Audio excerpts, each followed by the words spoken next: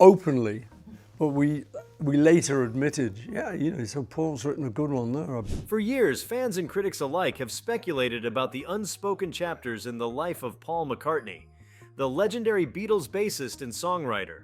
While he has been open about much of his past, particularly his time with the Beatles and his solo career, one specific topic had always hovered in the background like an unacknowledged shadow. Until now. Without warning, and with a calm that only deep introspection can bring, McCartney finally addressed the subject during an unexpected moment in a private interview that quickly went public, sending shockwaves through the music world.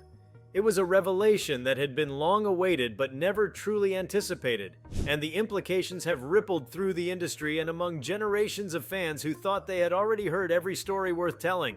Before we start, smash the like and subscribe buttons for more updates. The silence that McCartney finally broke wasn't about mere gossip or a passing controversy. It was about something foundational to the mythology of the Beatles and the culture that orbited them. McCartney opened up about an internal truth that had been buried beneath decades of fame, music, reinvention, and public speculation. The revelation was delivered not with grandeur but with sincerity, as if he had been waiting for the precise moment when the world was ready to hear it. The event that triggered the confession seemed innocuous on the surface, a sit-down interview for a retrospective documentary, but it quickly turned into something far more profound, as McCartney began to speak with a clarity and openness that surprised even those closest to him. What shocked everyone wasn't just what he said, but the sheer vulnerability behind it. McCartney, who has always carried himself with a blend of humility and confidence, laid bare a truth that had weighed on him for years. The room reportedly fell silent as he continued speaking, each word anchoring itself deeper into the cultural fabric of Beatles history. Even the interviewer appeared visibly moved, recognizing that they were not merely capturing a moment for television or digital archives. They were witnessing a piece of music history being redefined in real time.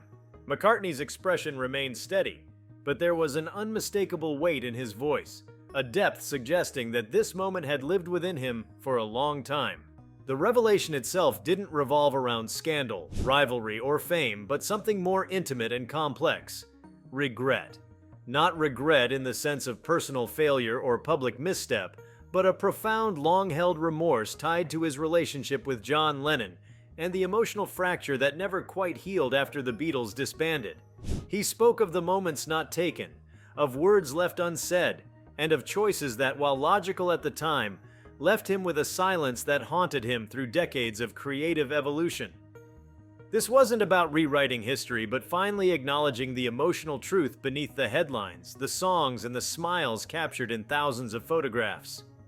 What caught the world off guard was how earnestly McCartney peeled back the layers of his persona. For so long, he had been the cute Beatle, the optimist, the one who brought melody and balance to the group.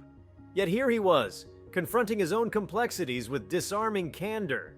He described the final years of the Beatles not just as a professional unraveling, but as a period of deep personal confusion and sorrow. He admitted that the pressure to maintain composure, to be the stabilizer within the chaos, cost him more than he realized at the time. The decision to keep silent, to avoid emotional confrontation, became a kind of invisible tax he paid for decades. The immediate implications of this moment were seismic, particularly in how it reshaped public understanding of the Beatles' breakup. While documentaries, books, and interviews have long examined the logistics and timelines, what McCartney offered was emotional context. The split wasn't just about business disagreements or creative divergences, it was about human beings failing to reach each other in the noise of fame and legacy. The rift between McCartney and Lennon, often analyzed with a clinical detachment, suddenly felt deeply human, almost unbearably so. His confession breathed life into old photos, reinterpreted lyrics, and added new resonance to even the most familiar Beatles songs. This moment also reframed McCartney's solo career, offering a new lens through which to view his creative choices post-Beatles. Listeners began to hear different meanings in his solo work, detecting echoes of unresolved grief and nostalgia. Albums that once seemed lighthearted or whimsical now carried an undercurrent of unspoken longing. McCartney's willingness to explore these buried emotions showed a man who had spent years reconciling with his own legacy, not in public statements or media tours, but through melody, lyrics, and the quiet space between verses. It also revealed how much he had held back, not for strategic reasons, but out of emotional necessity. The public reaction was immediate and emotionally charged. Social media exploded with expressions of surprise, empathy, and admiration. Longtime fans found themselves crying unexpectedly, not out of sadness alone, but out of recognition. Here was one of the most influential musicians of all time finally articulating a feeling so universally human: the pain of words unspoken and time lost. Younger generations, many of whom discovered the Beatles long after their heyday, found in McCartney's admission a connection that transcended era or genre. This wasn't just about music history, it was about humanity, vulnerability, and the courage to confront one's own past. The event also sparked renewed conversation around the dynamics within the Beatles, but this time, the tone was different. It was less about blame and more about understanding. Fans and commentators revisited the stories with new compassion, seeing each member not as a character in a legendary saga, but as a person navigating fame, pressure, and personal transformation. McCartney's honesty gave permission to let go of old narratives shaped by conflict and division, and instead embrace the nuanced emotional truths that often remain hidden in the glare of celebrity. Within the music industry, McCartney's moment of vulnerability became a quiet call for authenticity. Artists across genres expressed admiration for his courage and began sharing their own stories of withheld emotion and artistic regret. For many, it underscored the importance of owning one's narrative, not just through art, but through honesty. McCartney, a man who had already shaped the sound of modern music, was now shaping the emotional vocabulary around fame, legacy, and emotional reconciliation. It wasn't a reinvention, it was a revelation. This unexpected disclosure also renewed interest in unreleased Beatles material and old letters, with fans and historians wondering what other emotional layers remained undiscovered. It prompted people to revisit archival footage, interviews, and lyrics, searching for moments where McCartney might have subtly signaled the depth of his feelings. In particular, fans found new poignancy in songs like Here Today, long thought to be McCartney's tribute to Lennon.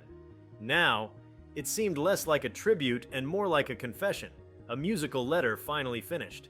The psychological dimension of McCartney's revelation cannot be overstated. For someone so deeply embedded in the mythology of modern music, this kind of honesty was a radical act. It shattered the illusion that public figures, especially legends like McCartney, live in emotional clarity simply because their success is monumental. His disclosure reminded the world that even those who seem most composed often carry unresolved emotional burdens, and that speaking them aloud, no matter how late, is an act of liberation. What made the moment so powerful was not just its content, but its timing. McCartney, now in the later chapters of his life, had nothing to prove. His legacy was secure, his influence undebatable. And yet, this act of truth-telling felt more important than any accolade or retrospective award. It was as if McCartney understood that his story, and by extension the story of the Beatles, remained incomplete without this missing piece. By speaking up, he was not only freeing himself from decades of silence, but giving fans a more complete, more human version of the tale they thought they knew. The magnitude of McCartney's revelation lies not just in what it meant for him personally, but in what it symbolized more broadly. It showed that healing can happen at any age, that it's never too late to confront one's past, and that even legends need closure. The moment didn't erase the pain or rewrite history, but it illuminated a deeper truth that had been quietly present all along: that art, no matter how transcendent, cannot replace connection, and that fame, no matter how immense, cannot silence the need for emotional honesty. As the music world continues to process the depth of what Paul McCartney finally revealed, it's clear that this wasn't just a moment of personal catharsis, it was a cultural event. It redefined how fans and critics alike view one of the most storied musical partnerships in history, and it reminded everyone that even the most iconic figures remain human at the core. His voice, now carrying both the wear of age and the strength of wisdom, reached beyond the fame, the music, and the years to say what needed to be said, not just for him, but for everyone who has ever known the weight of silence. If you like this video, please give it a like and subscribe to our channel. Also, leave your comments below and tell us, what are your thoughts on Paul McCartney finally speaking out? What will happen next? We want to hear from you. Thank you for watching, and see you next time.